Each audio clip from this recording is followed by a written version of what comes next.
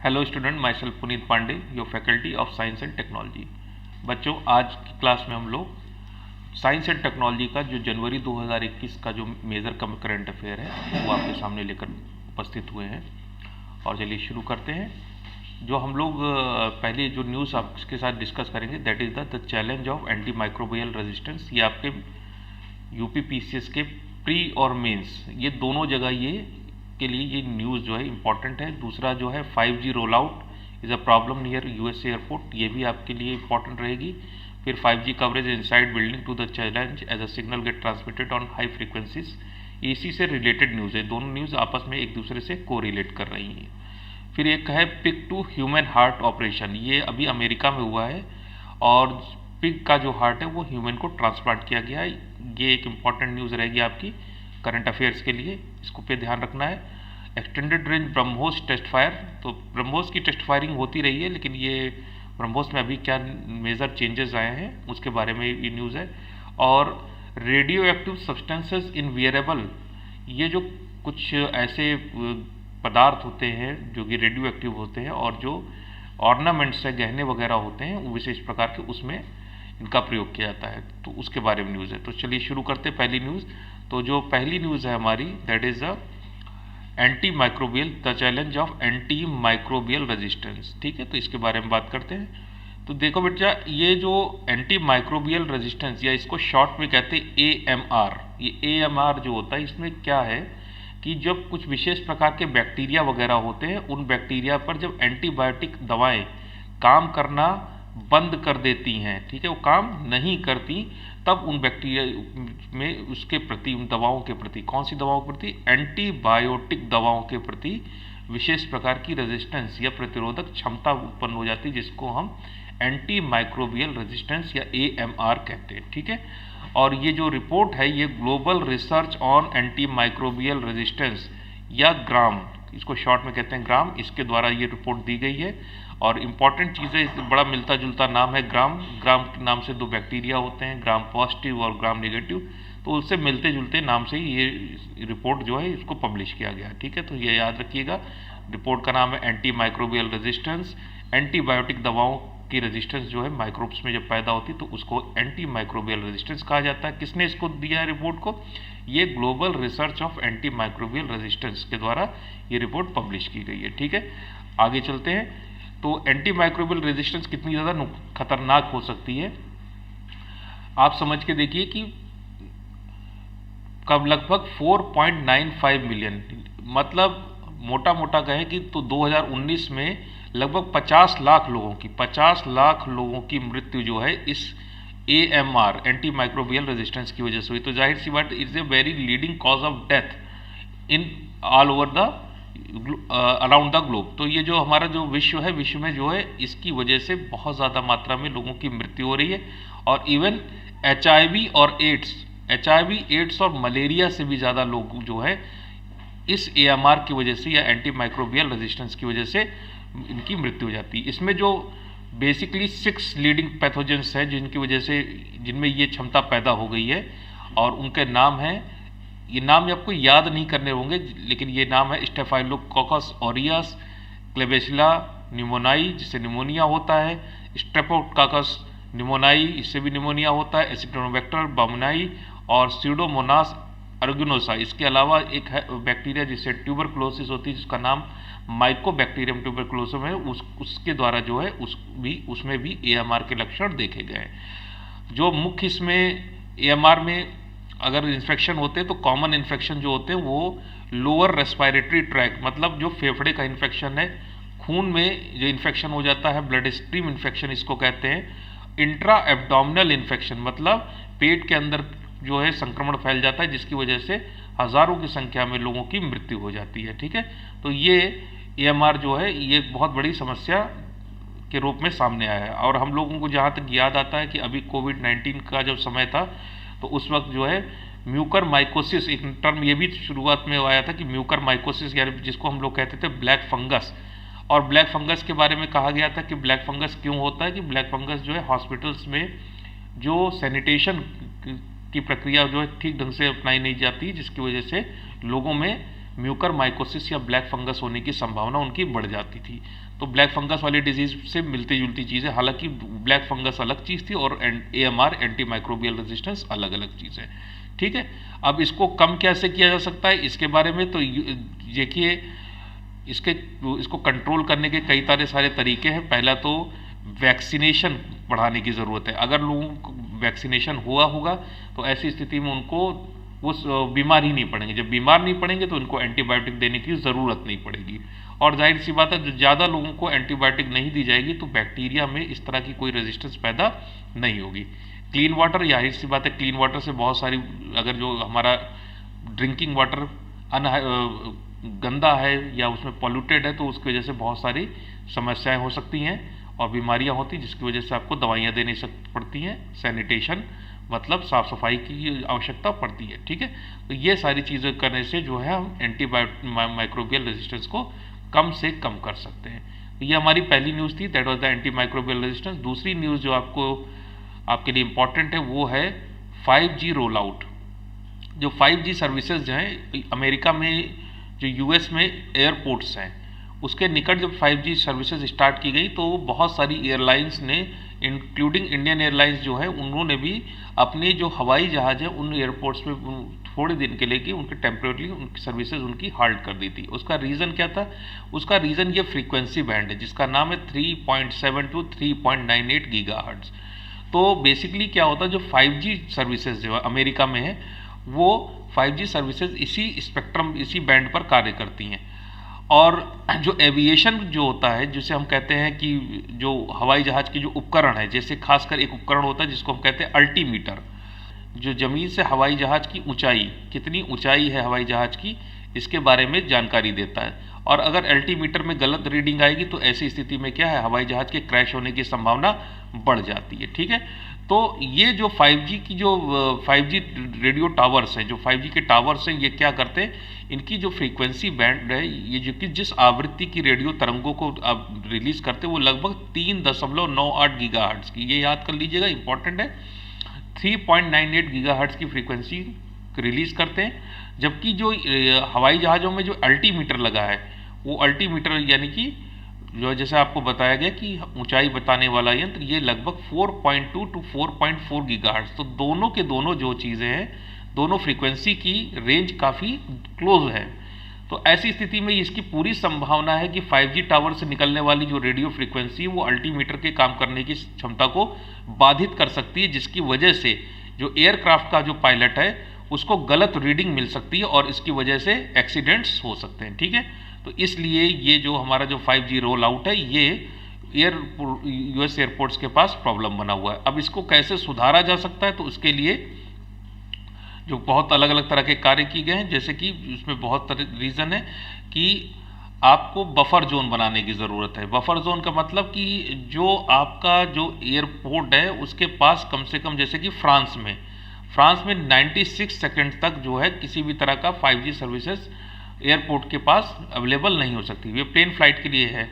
और अमेरिका में ये जो समय है वो करीब करीब 20 सेकंड का है। तो जाहिर सी बात है, अगर एयरपोर्ट यहाँ पर है, इस पॉइंट पर एयरपोर्ट है, तो लगभग इस पॉइंट से क्या आगे, यहाँ से इतनी दूरी से लगभग 20 सेकंड की दूरी तक जो है, जब प्लेन हमारा यहाँ हवा में होगा तो यहाँ इस पूरे के पूरे एरिया में किसी भी तरह की 5G सर्विसेज यहाँ पे अवेलेबल ना हो। तो इस वक्त जो प्लेन जो है क्या कर रहा है, ये लैंड करने जा रहा है, सीधे एयरपोर्ट पर उतरना चाह रहा है।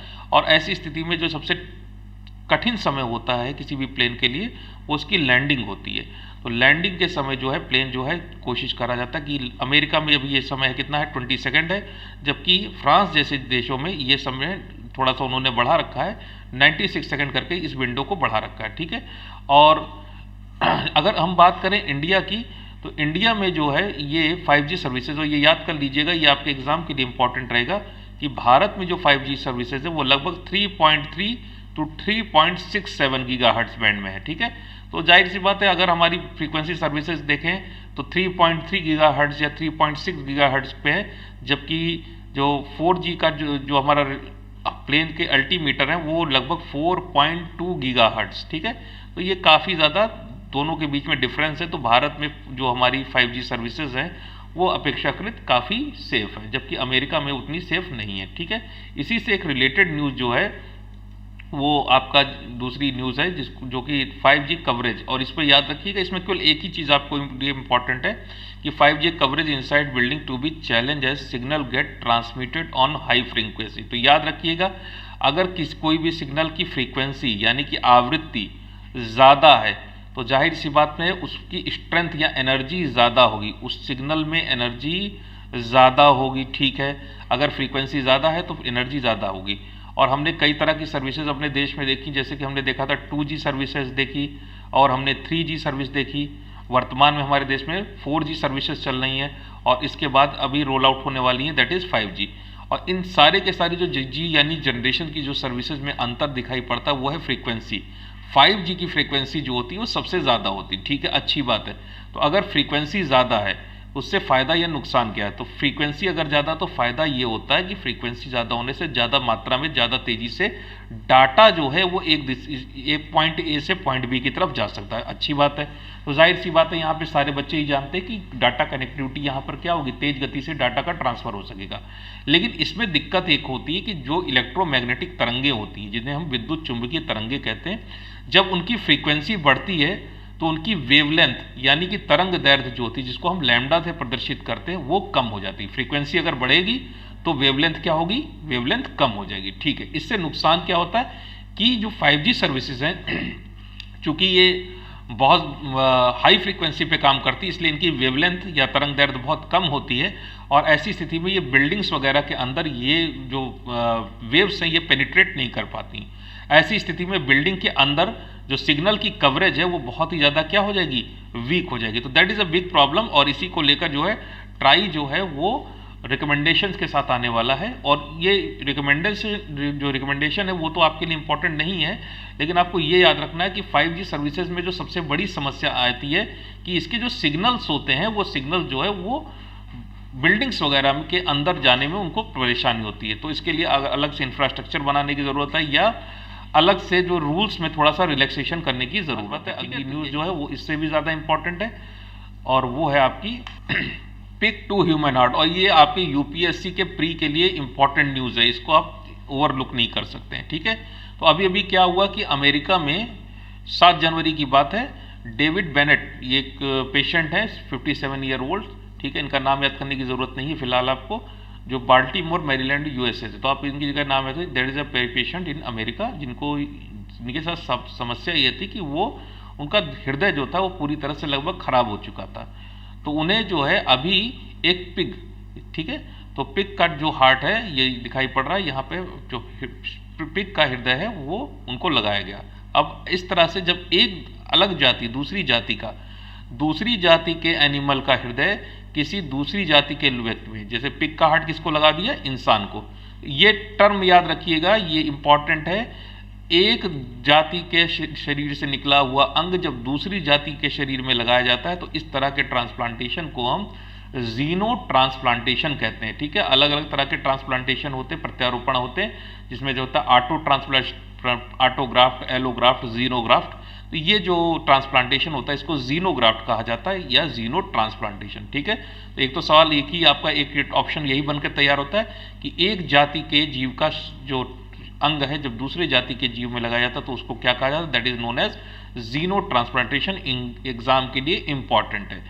ठीक है, अच्छा, ये तो हो गया जीनो ट्रांसप्लांट। अब ये जो जीनो ट्रांसप्लांटेशन किया गया इसमें क्या खास बात थी, तो इसमें खास बात ये है कि जो पिग का जो सेल्स थी, जो पिग की जो सेल्स थी, इसको इनको मॉडिफाई किया गया, तो जेनेटिकली मॉडिफाई किया गया। पिग की सेल की जो थी कोशिकाएं जी थी। अब अगर हम देखें तो अगर किसी भी मनुष्य के शरीर में अगर आप किसी दूसरे एनिमल जैसे पिग या सुअर का अगर आप हृदय प्रत्यारोपित करेंगे तो आपके शरीर में विशेष तरह की सेल्स होती है जिसको सारे बच्चे लगभग जानते हैं, जिनको कहते हैं WBC या हिंदी में कहते हैं, जिसका पूरा नाम होता है व्हाइट ब्लड कार्पसल्स। और ये व्हाइट ब्लड कार्पसल्स जो होती है ये पूरी तरह से क्या हो जाती है, ये एक्टिवेट हो जाती है और इसमें एक विशेष तरह की सेल होती है, कोशिका होती है, जिसका नाम होता है लिम्फोसाइट। और लिम्फोसाइट क्या बनाने लगेगी, आपके जो ये शरीर में जो अंग आया है इसके खिलाफ बनाना शुरू कर देती है, एंटीबॉडीज बनाना शुरू कर देगी। ठीक है, तो एंटीबॉडीज क्या करती हैं, उस अंग को क्या कर देती हैं, रिजेक्ट कर देती हैं। यानी कि अगर किसी व्यक्ति के शरीर में किसी दूसरी जीव जाति का एक अंग लगाया जाता है तो वो अंग जो है वो नॉर्मली क्या होता है, वो रिजेक्ट हो जाता है। तो इस केस में पिग का जो हार्ट है वो रिजेक्ट क्यों नहीं हुआ, ये सबसे बड़ा सवाल आया। तो उसके लिए क्या किया गया कि हमने बताया कि पिग जो था हमारा, जो प्रोटीन था, जो शुगर है, इसके जो शरीर जो कोशिकाएं थी उसमें लगभग 10 जीन्स जो थे उनमें चेंजेस ले आए गए। ठीक है, तो सबसे बड़ी चीज़ है कि जो कोशिका है, सुअर की जो शरीर की कोशिका है उसमें चेंजेस लाए। अब मन में सवाल आता है कि सर पिग को ही क्यों सिलेक्ट किया गया। तो पिग को इसलिए सिलेक्ट किया जाता है कि पिग का जो एनाटॉमी है, हार्ट का जो आकार प्रकार है, और जाहिर सी बात है मनुष्य के शरीर का जो हृदय का आकार प्रकार है वो काफ़ी हद तक एक जैसे ही होते हैं। ठीक है, दोनों में काफ़ी हद तक समानताएं होती हैं।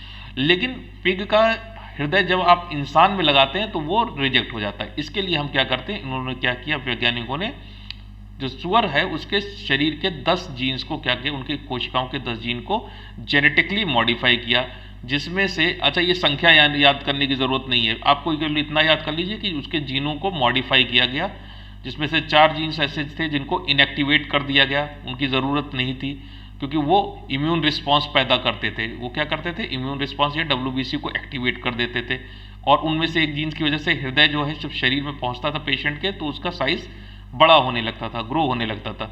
और उसी सेल में इंसान के 6 जीन्स, 6 ह्यूमन जीन्स जो थे उसी कोशिका में इंसर्ट किए गए। ठीक है, तो ये करने से जो है वो जो सेल थी, जो उस एक नई प्रकार की कोशिका बनाई गई, और इस कोशिका को जो बनाया गया है तो उसको जो है एक पिग के ओवम में फ्यूज कर दिया गया। क्या किसमें कहा फ्यूज करा, उसको पिग जो था, जो सुअर होता है, उसके एग में उसको फ्यूज कर दिया, पिग के ओवम में फ्यूज कर दिया गया, जिसका DNA निकाल दिया गया था। ठीक है, अब जो है इसके बाद जो कार्य होता है कि वो पिग के ओवम को वो क्या करते हैं, वो ग्रोथ करना शुरू कर देता है और फिर अल्टीमेटली पिग के फीटस में कन्वर्ट हो जाता है, जिसका जेस्टेशन पीरियड लगभग 114 दिन होता है। तो इसको अगर हम समझने की कोशिश करें तो इसको जरा ध्यान से देखते हैं और ये हमें ज़्यादा अच्छी तरह समझ में आएगा। तो सबसे पहले हमें क्या करना है कि सबसे पहले हम क्या करते हैं, पिग की हमने सेल ली और सेल के अंदर के जो जीन्स वगैरह, जो न्यूक्लियस है, केंद्रक है, इसके अंदर के जीन्स जो है हमने निकाल दिए, नॉकआउट कर दिए, और इसमें लगभग कितने चेंजेस लाए, 10 अलग अलग तरह के चेंजेस ले आए। कुछ जीन्स जैसे कि मैंने आपको बताया 4 जीन्स पूरी तरह से नष्ट कर दिए गए, 6 नए जीन्स क्या किए गए, इस सेल में इंसर्ट कर दिए गए। ठीक है, इसके बाद हमने दूसरी सेल ली जो कि कौन सी थी, पिग का एग सेल थी, पिग की एग सेल ली। ठीक है, इस एग सेल में से क्या किया गया, इसका न्यूक्लियस या केंद्रक जो था वो हमने बाहर निकाल दिया। अब ये सेल कैसी होगी, बिना न्यूक्लियस के। ठीक है, कैसी सेल है ये, विदाउट सेल, विदाउट न्यूक्लियस होगी। कौन सी सेल है ये है हमारी एग सेल। ठीक है, ये एग सेल होगी आपकी। अब ये जो सेल थी दूसरी वाली, जो पहली वाली सेल थी, ये बॉडी वाली सेल, इसको हमने फ्यूज कर दिया एग सेल से, तो दोनों का फ्यूजन हो गया। DNA जो है यहाँ पे DNA को हमने क्या कर दिया था, मॉडिफाई कर दिया था, और ये मॉडिफाइड DNA जो है एग सेल के अंदर प्रवेश कर गया। इसके बाद क्या होगा, ये एग सेल क्या होगी, जैसे ही इसके अंदर DNA पहुंचेगा ये सेल डिवाइड करना शुरू करेगी। ठीक है, डिवाइड करना शुरू करेगी, कुछ ही दिनों में ये किस में कन्वर्ट हो जाएगी, जो पिग है उसके भ्रूण में कन्वर्ट हो जाएगी। तो ये पिग के भ्रूण में कन्वर्ट हो जाएगी, और उससे फिर इस भ्रूण को एक सरोगेट मदर यानी कि एक फीमेल पिग में इसको हम क्या करेंगे, ट्रांसप्लांट कर देंगे।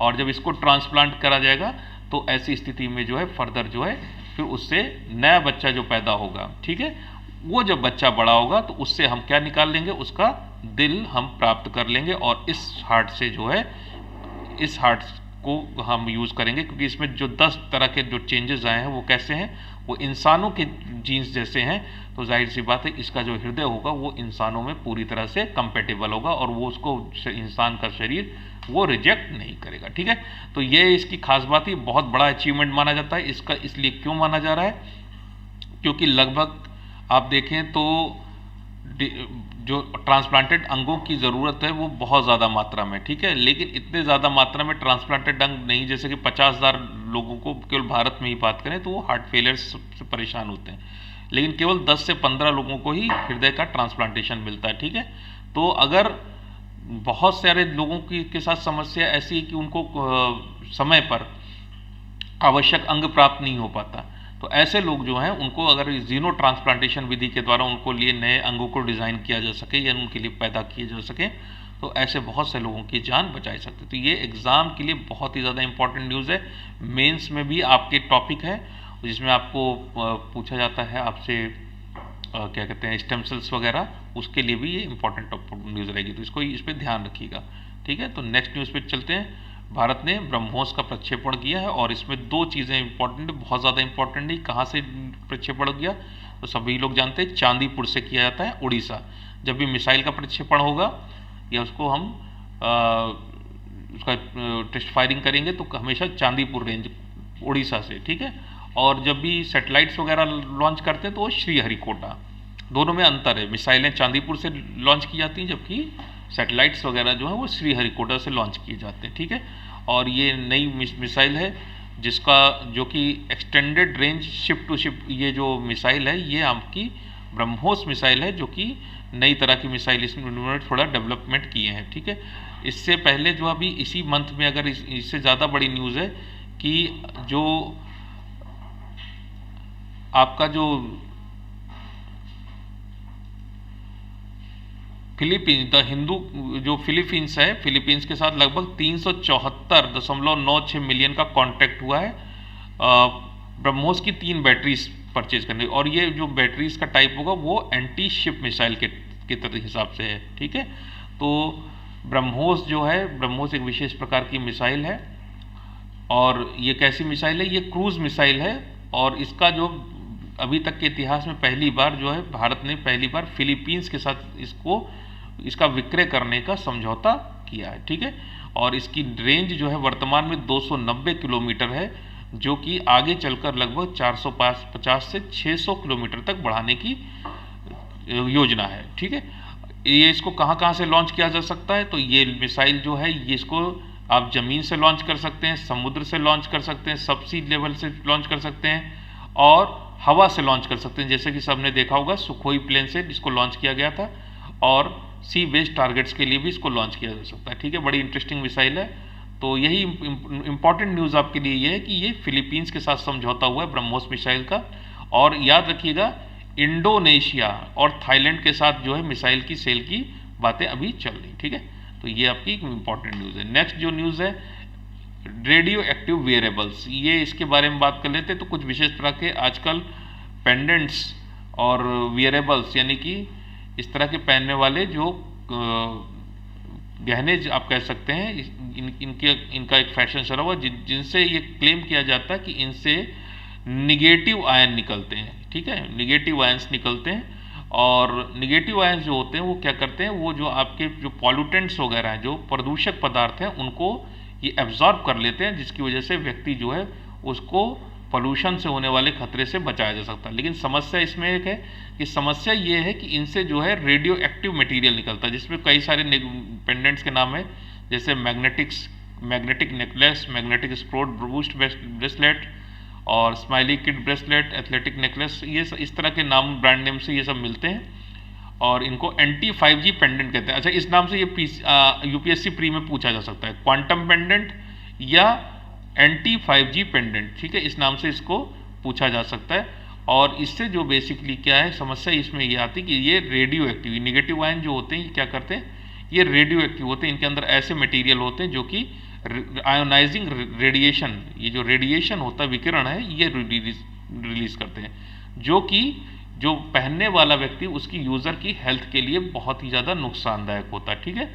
तो ये इसके साथ समस्या है। और लगभग कितना रेडिएशन ये यूज़ करते हैं, तो आपको याद रखना चाहिए कि जो एक व्यक्ति है उसको एक साल में 1 मिलीसीवर्ट 1 मिलीसीवर्ट ये रेडिएशन की डोज होती है जो आपका शरीर झेलने के लिए तैयार होता है, 1 मिलीसीवर्ट, ठीक है। जबकि ये जो पेंडेंट्स वगैरह है ये लगभग 2.8 मिलीसीवर्ट्स पर प्रति ईयर से, यानी कि लगभग 2-3 गुना के आसपास, 3 गुना ज़्यादा मात्रा में रेडिएशन रिलीज करते हैं, ठीक है।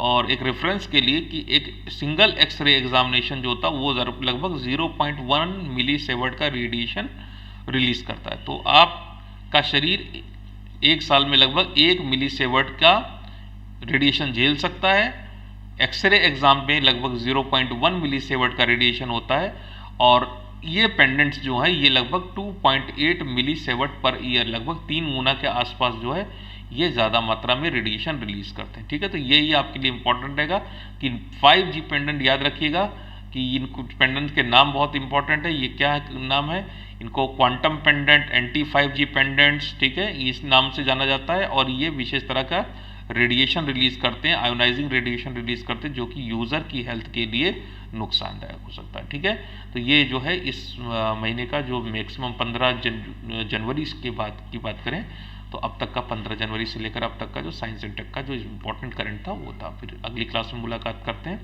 Thank you.